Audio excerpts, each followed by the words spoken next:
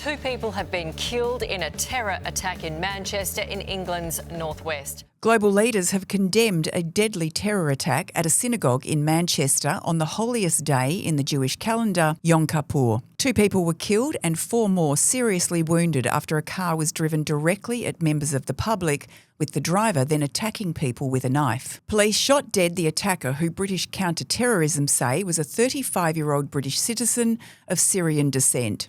Three people, including two men in their 30s and one woman in her 60s, have been arrested on suspicion of commission, preparation and instigation of acts of terrorism. The UK Israeli Embassy have described the attacks as abhorrent, with the Muslim Council of Britain also condemning the act of violence. And the overall momentum is incredibly strong. Sean, what is going on with gold? Well, it's been extraordinary, Nat. I mean, it's up 45% this year, gold. It's just hitting one record after another.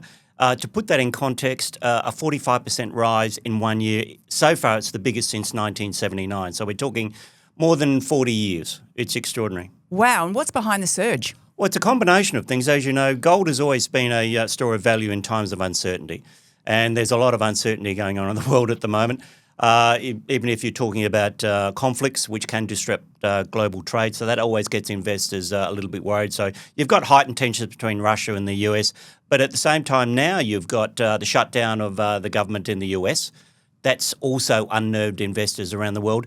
And so they're flooding out of US dollars. They're dumping those and they're jumping into gold. I think what you're seeing now is probably one of the biggest wealth creation exercises I've seen in gold. I mean, the money now being made in some of these companies by top executives is extraordinary. So, for example, you've got a chap called Raleigh Finlayson, very well-known gold miner in WA, runs a company called Genesis Minerals. So he's sitting on stock now worth more than $200 million.